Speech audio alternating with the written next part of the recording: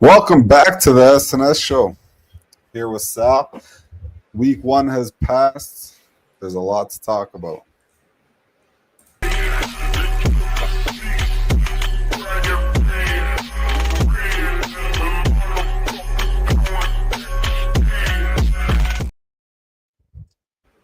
What's going on? What's up, Sid? So let's just jump right into it. Let's talk about week 1. The 49ers in Seattle. They go in there, they come out with the win. When I say let's talk about the takeaways, let's talk about offense first. My biggest takeaway was, for me, I felt like Brock Purdy was kind of running for his life. It felt like the offensive line was struggling a little bit. The run game got going as the game went on. McCaffrey kind of settled in. But in terms of Brock Purdy, the way he played, I wouldn't call it his best game, but when we needed him most on that final drive, he stepped up and he made it happen. The last play may have been a little bit of luck, but Jake Tongs steps up and jumps in front of a Pro Bowl corner and high points the ball and comes down with 6 points for the 49ers, which led to the win. But the thing that really concerns me is that, we will talk about this further on in the show, is how, Brock Purdy's injured. And like I say, he's running around for his life. He's a quarterback that throws on time. That's how I think of Brock Purdy. When I think of his strength, is that he'll throw right when the cut happens, sometimes even before it. It's a timing throw. He's phenomenal at it. And that wasn't the case. The receivers were covered. There was a lot of man coverage being called by the Seahawks, and I don't blame them. The 49ers are lacking some talent at wide receiver. Pearsall stepped up when we needed him. Kittle, when he was in there, obviously he's a big target for the 49ers. He can get open in man. But my biggest concern was the ball's not coming out on time, and the protection is a little bit questionable. Yeah, let's get one thing out of the way, like right off the bat. The Seahawks have a pretty damn good defense. They got some big-time players in the secondary and on the up front in the defensive line. Like, this by no means was it a defense that we were both expecting to walk all over. So, in terms of what you're saying with Brock Purdy throwing on time, I think, the pressure got to him very early on in the game, and that sort of played with him mentally throughout the entire game. So we weren't seeing a lot of on-time passes. And like you just said, no one's expecting to lose George Kittle. No one's expecting to lose Juwan Jennings. And when Ricky Pearsall is really the only receiver on the field that could win a one-on-one route with either of those corners, it messes with the game plan big time. Yeah, and we were at the game, and one thing that stood out to me too was how much Christian McCaffrey was playing with his calf, and he's doing that. Every TV timeout, anytime he's off the field, heck, in the huddle, he was doing it, and he was playing with his calf quite a bit. But we did notice as the game went on, he stopped doing that, and maybe it loosened up for him. My biggest concern is Christian McCaffrey was featured in that game, obviously a lot to do with the loss of the receiver in Juwan Jennings and the loss of George Kittle. So you're kind of forced to do that. But, if we're going to run the season like that, I don't think Christian McCaffrey is going to last. My biggest fear is that he's going to rupture his Achilles, obviously, because what's injuring him, what's bothering him right now is what kind of that will lead to. But the 49ers need to find a way to include him in the offense as they do, just not as much. And one other thing I noticed is Brian Robinson Jr. The way he attacks the hole is not the guy that I thought he was. I thought he was a little bit more physical at the point of attack. I felt like when he got into contact areas, he would carry people and get a few extra yards. I felt like he was a little timid. If you watch the film, when he's getting into those tight areas, he's very timid. And the first guy takes him down. He doesn't carry him. He doesn't get those extra yards, and that's not what I was expecting, especially when you see him. He's a specimen. He's a big dude. I was a little disappointed. I agree. The physicality that he showed in Washington was not there at all last Sunday. But I don't know. Maybe it's a thing of him getting used to a new scheme. We do a lot of zone runs. I'm not sure if they do similar type of things in Washington. But the Shanahan run scheme is definitely something to get used to. But yeah, that game was a demonstration of how important Christian McCaffrey is to this offense. And if he were to get injured, which we both thought it was coming last Sunday, because like you were saying, every single play he was massaging that calf. This offense would be in huge trouble without McCaffrey. It's true. Christian McCaffrey he took over right where he left off, and he looked great. I mean, obviously the game was a bit tough to run the ball early, but it started to open up, and he took advantage of that. He's a great receiver out of the back. We saw a lot of that. The biggest takeaway from this game, though, was that last drive and the throw that he made to Pearsall down the sideline. Brock Purdy, like I say, wasn't his best performance. I think it had a lot to do with the personnel. It had a lot to do with the pressure he's under, and man coverage is tough when you're playing against guys like Tyreek Woolen and Witherspoon, who are playing tight man coverage, and you don't have the receivers to get open. And that's what you saw, a lot of off-time throwing. But he made a big throw when we needed him. And he made a couple throws to Jake Tongs on that last drive. One that obviously is the game winner. Shout out to Jake Tongs stepping up when he had the opportunity. This is a third on the rock the game. I wouldn't be surprised if he gets involved a little bit more week 2, with Kittle being out. And the reason why I say that is there's a play before the touchdown. That's a great catch. I mean, nobody's around him, but it's a low throw. He comes up, and then if you pay attention to him when he hits the ground, he has the wherewithal to try to crawl on the ground and get a little bit more before being touched. These are all good things being shown by a guy that doesn't really see the field. His first 2 catches of his career on the final drive. I mean, these are things that cannot be ignored. And I know the 49ers won't ignore it. He's going to get a little bit more opportunities, especially Luke Farrell's not a receiving tight end. So for me, for the offense, that was my takeaway. And then on the defense, there's a guy I've been raving about since the day he was drafted. And there's so many reasons why I raved about him outside of his 40 is the fact that, Marquise Siegel played every single position in terms of defensive back at Kansas State. And he came into the NFL as probably a third string safety. They don't expect too much from a 5th round pick. But when you're running a 4-3 and you can play corner and safety, and he's got that ability to tackle in the open field that he's shown so many times since he's been in. We've only seen preseason and now week 1, but this guy has flashed, and he didn't disappoint. Obviously, he didn't make a lot of plays in the air, but he did make a lot of plays in terms of tackling in the open field. He's just a guy that you notice. 100%. He's popping.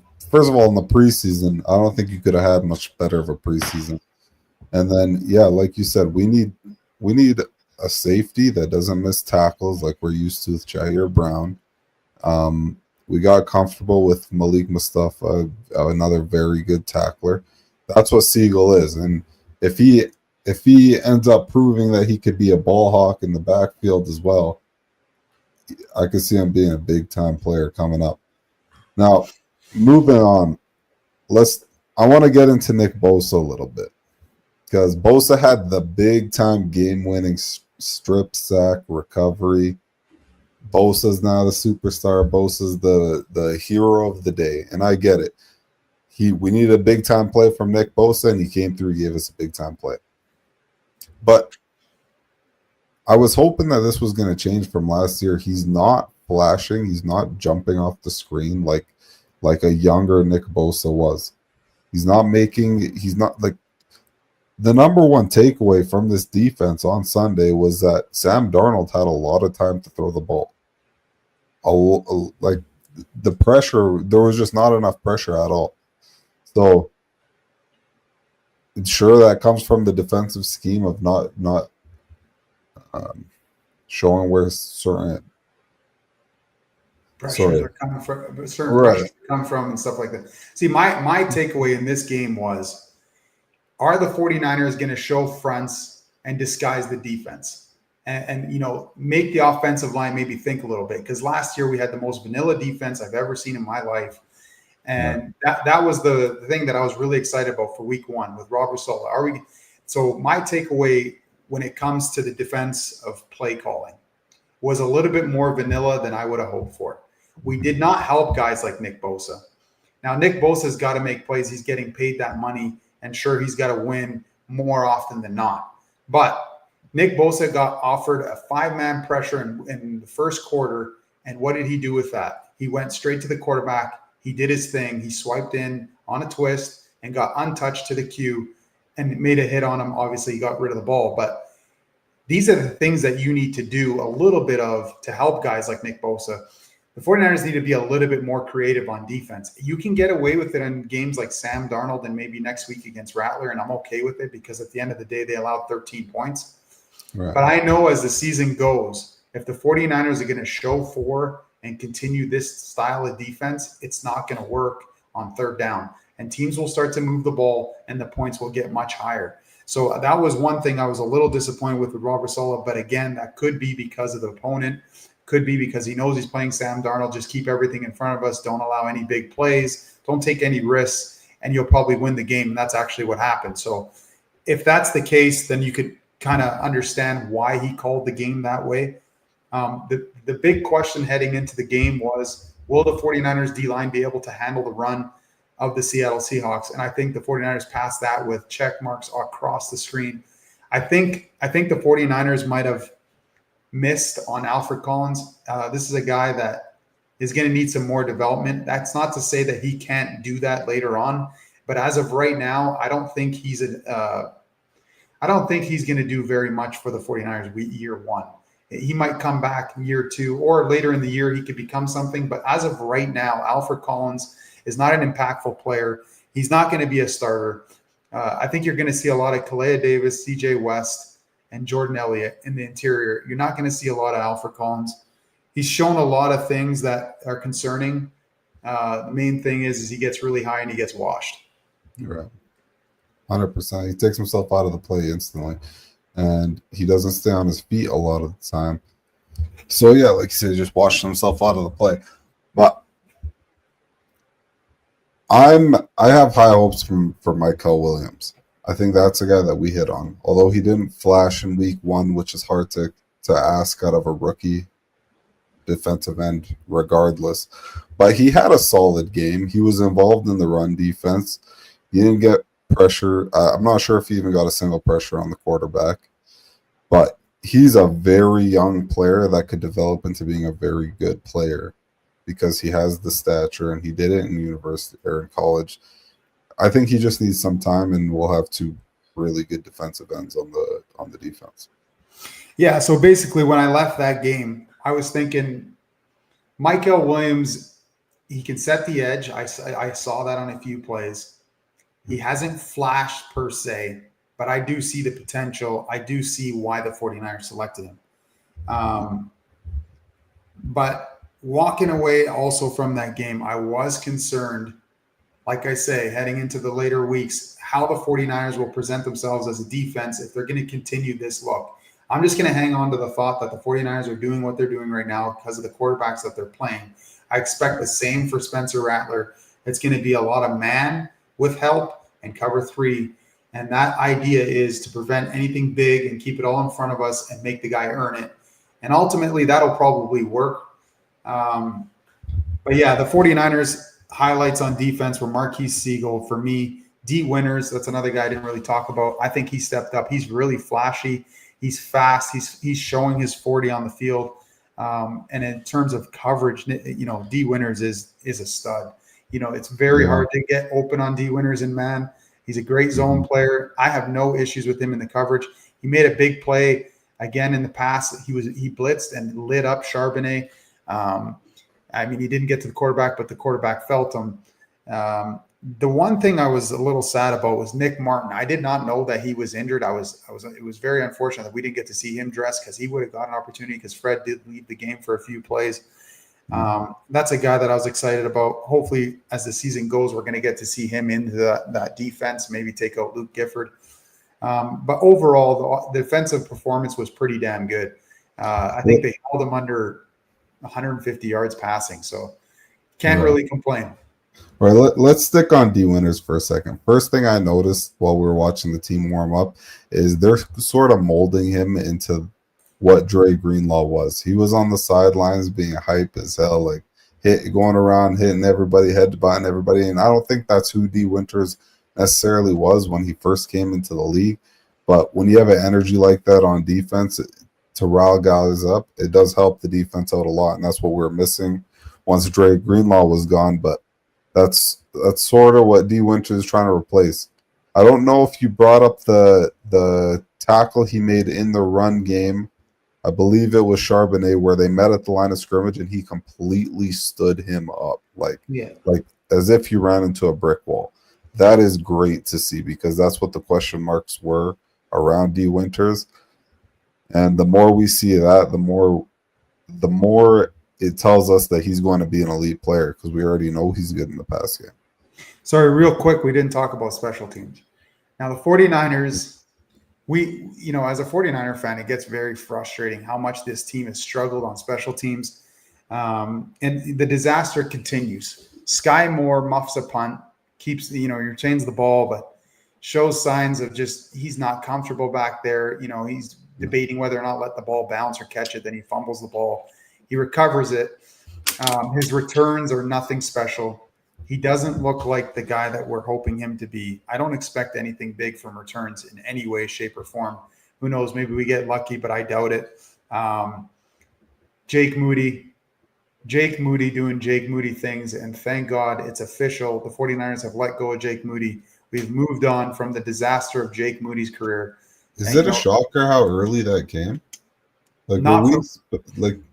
Not for me, man. I mean, when we were at the game, I said that should be the last time he touches an NFL field. And that's the truth. I mean, you missed the field goal from the 10-yard line.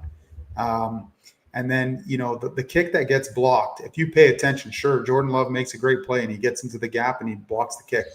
But the kick is low and it might even hit the lineman in front of him. So the guy is feeling the pressure. It's a fair thing to say that Jake Moody, his NFL career is done. I don't see another team taking a shot on him. The only reason why he lasted this long is because he was a third-round pick. The 49ers have finally come to the conclusion it's time to move on. Yeah. Now back on Sky Moore a little bit. We were dealing with bad field position throughout the whole game. And like you said, the guy's debating on whether he should or should not catch the ball. He doesn't catch the ball and it bounces back and they're able to down the ball with really good field position. We need to invest a little bit more into special teams. And it's just a massive problem with never mind offense and defense. When your special teams is working against you, it just makes it so much harder to win games. It's an easy problem. Draft somebody who's proven that they know how to do kick and punt returns, and just get a kicker, man. There's 100 guys to choose out of. We finally got one. If he doesn't work, move on to the next. Yeah, 100%. I mean, that was the other thing that Jake Moody did in the game that not a lot of people are talking about. He kept kicking it into the end zone, and that means they get the ball at the 35-yard line. So if the 49ers can't find a kicker that can put it on the 3-yard line or the 5-yard line, you're going to continue to see teams start at the 35-yard line. That is like a penalty now.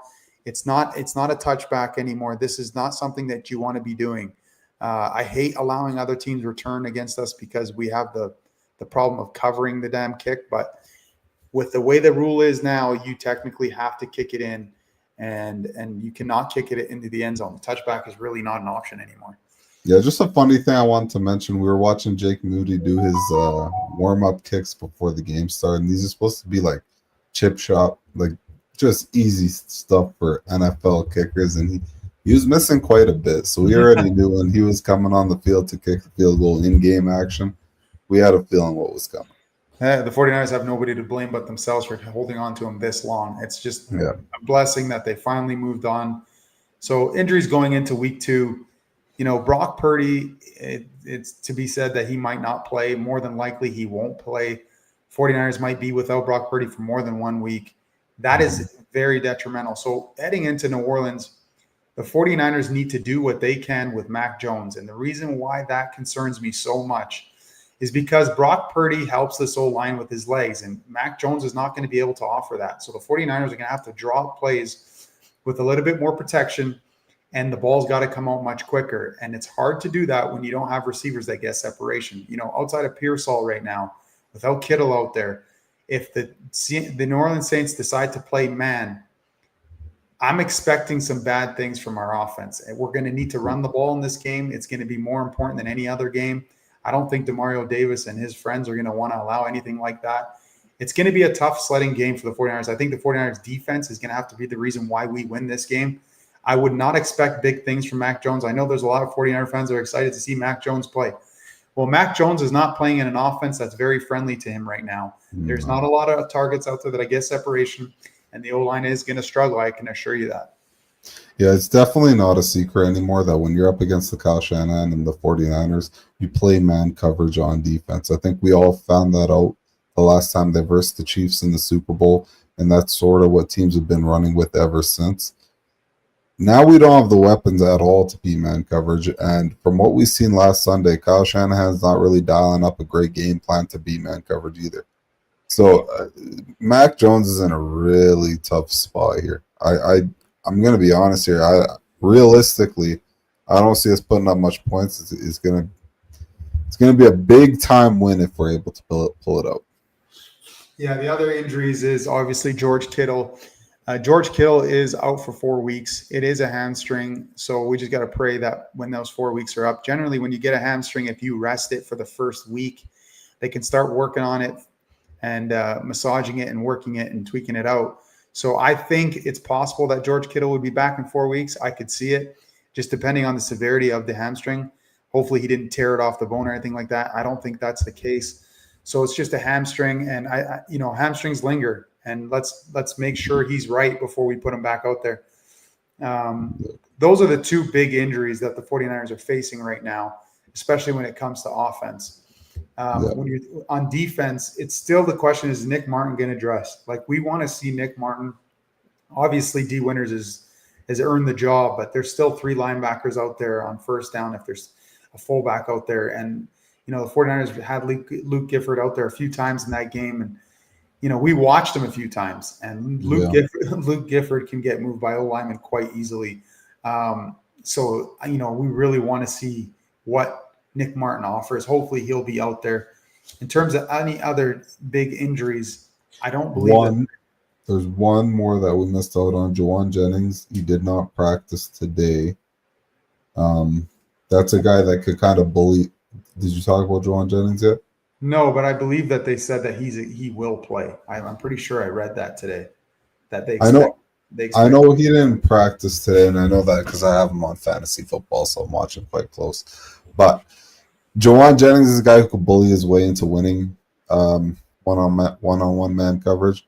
So that'll help Mac Jones out a lot. He's sort of like the safety blanket, especially on third down. So, and the Niners bring in Kendrick Bourne, who, we don't know what we're going to get with Kendrick Bourne. Kendrick Bourne was in New England. Obviously, they let him go. What to expect from Kendrick Bourne, I couldn't tell you. It's obviously an attempt to try to fill a big hole right now at the wide receiver position. Scantling, a little disappointing when I watch him run his routes. The routes, I could tell you what he's going to run within 5 yards as a former DB, which is very unfortunate. But the one thing he offers is a lot of speed. I think the 49ers have to stretch the field once or twice a game. It's funny. I watched the tape of Pearsall on the sideline saying that we need to test them deep and that they're sitting on everything. And that's kind of been the way the 49ers have allowed defenses to play, is that they sit on routes because we don't throw to the third level. And Purdy showed he could do it on that play. I mean, it was a beautiful throw. That's why it would be really nice if we could get the rookie Watkins back, who's also a deep threat. And Mac Jones connected with him in the preseason. Maybe you can see a little bit more of that. What are they saying about Watkins? Is there a timeline? I don't think there is, and that's what's concerning, is that Watkins is – I'm not even sure what the injury was, but I know that it's something that kept him out of week 1 and the last preseason game. So that still remains to be seen. But those are the injuries going into this game. Now, let's get some predictions going. What do you think the 49ers are going to do against the Saints in week 2? They're going to have to establish a very strong run game early on, so that O-line has to come ready. They need to get Brian Robinson involved, like very much involved. We don't want to put the strain on Christian McCaffrey like we were saying earlier on. And if we could establish a run game, then eventually we'll establish a pass game off play action. which is what Kyle Shanahan's offense is. That's the hope. Is that going to happen? Realistically, I don't think it will happen. I could see us taking a loss here in New Orleans against a very poor New Orleans team, which is very unfortunate. But this is the unfortunate reality when you're dealing with tons of injuries. For me, I agree. I think the run game is more important this week than any other week. And I don't know why the 49ers have forgot about Isaac Guerendo. That's a guy that has the ability to take it to the house any play. That's a guy that I don't know why they've removed him out of the offense. I think Isaac Guerendo needs to be acclimated back into this offense. I think they need to remember what he did last year for them in Seattle. It's little things like that that make me want him on the field. Now, the 49ers are leaning towards Brian Robinson because they did bring him in for a reason. The only thing for me is if Brian Robinson is running like the way he did last week, I think you got to put Guerendo into the game. Aside from that, I don't expect big things for this offense week 2. I really don't. I think Max Jones is going to struggle, and it's not just going to be his fault. I think the 49ers don't have the targets for him, and I don't think the 49ers are going to be able to protect him, as I said. On defense, the 49ers are going to really – it's going to come down to this. I think the 49ers are going to have to get some turnovers off the defense. I think the defense is going to have to shut the door like they did last week in Seattle. And I do expect that. I just don't expect the 49ers to come out showing all crazy kinds of fronts that we hope for later on in the year. I think you play the same kind of game plan. You're playing a quarterback that's struggling in Rattler. He's not really putting up points. 49ers just need to keep it in front of them, get their turnovers when they're there. And, hopefully they come out with 2 turnovers. And if they're really fortunate, 1 goes for 6 to help Mac Jones in that offense. But if I'm to predict the score, I would honestly say it's going to be a game like 17-13, like the 49ers just came out of. It's going to be something really, really low scoring. And you're going to pray that our kicker comes in and hits the kicks that he's offered, because it's going to be a role in this game too. He's going to feel some pressure. He's going to need to hit some kicks. 100%. I see a very low scoring game as well. It's funny because I was thinking 17-13 as well to match last week's score. So I'm in the same ballpark as you for sure. On defense, just make sure you plug the run. So make Spencer Rattler throw the ball down the field against you guys. And it should be good. The defense should work out though. Yeah, the 49ers' biggest thing is they need to get healthy. They might get away with it in New Orleans, but as this year goes on, the injury bug cannot keep attacking this team. I think the 49ers have struggled more than any other team when it comes to injuries. So if they can pull out a win here in New Orleans and Brock Purdy can get back into the lineup, and by week 6, the 49ers get some troops, and they're going to get Kittle back. They'll get possibly Ayuk. I would imagine Watkins would be back in the lineup by then, and you're going to find out what the 49ers offense can bring. Let's hope Christian McCaffrey stays healthy. Let's not overuse him. We're probably going to overuse him this week. I wouldn't be surprised. But yeah, let's hope the 49ers can pull this one out. I'm thinking, like I say, 17-13. It's going to be really low scoring, and let's hope we're on the right side of it. Well, we'll do an instant reaction this Sunday after the game, and hopefully we'll do a show Sunday night to completely do a breakdown on our thoughts of the game. And I do plan later this week to do a show with some film just to go over some things that the 49ers did on defense and what to expect from the Saints coming up this Sunday. Sounds good. I'm excited for it. All right. Have a good night, fellas, and watch us again next time. Peace out.